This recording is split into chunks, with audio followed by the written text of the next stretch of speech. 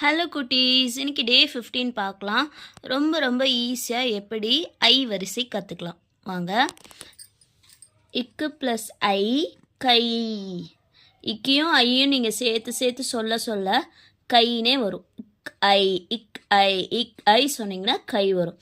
அந்த மாதிரி ஒரு எழுத்தையும் நீங்கள் சேர்த்து சொல்ல அந்த ஓசை வந்து உங்களுக்கு வரும். இக் ப்ளஸ் ஐ கை.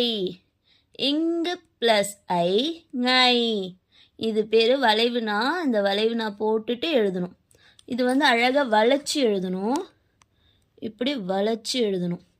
இப்படி எழுதக்கூடாது. ஓகே, இது வந்து ராங்கு, இதுதான் ரைட்.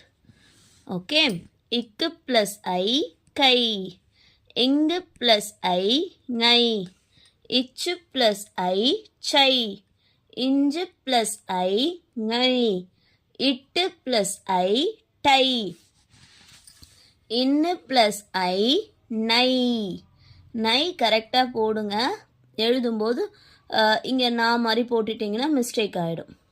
இத்து ப்ளஸ் ஐ தை. இந்து ப்ளஸ் ஐ நை. இப்பு ப்ளஸ் ஐ பை. இம்மு ப்ளஸ் ஐ மை. இய ப்ளஸ் ஐ யை. ரு ப்ளஸ் ஐ ரை. லு ப்ளஸ் ஐ லை. இவ்வு ப்ளஸ் ஐ வை. ழு ப்ளஸ் ஐ ளை.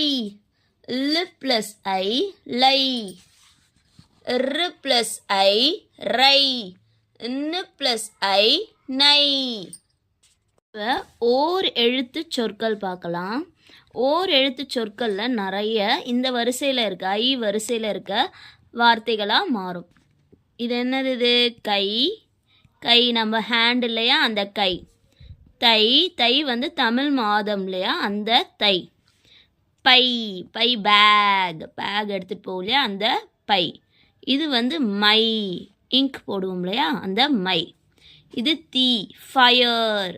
பூ, ஃப்ளவர். அந்த மாதிரி எல்லாமே ஓர் எழுத்து சொற்கள். இது எல்லாமே உங்களுக்கு ஈஸியாக தெரியும்னு நினைக்கிறேன். நீங்கள் இந்த ஐ வரிசையை ஒரு 5 டைம்ஸ் எழுதி படித்து பழகுனீங்கன்னா உங்களுக்கு கண்டிப்பாக நல்ல மனசில் ஆகிடும். நெக்ஸ்ட் டைம் ஒரு ஆக்டிவிட்டியோடு பார்க்கலாம் டே 16ல்.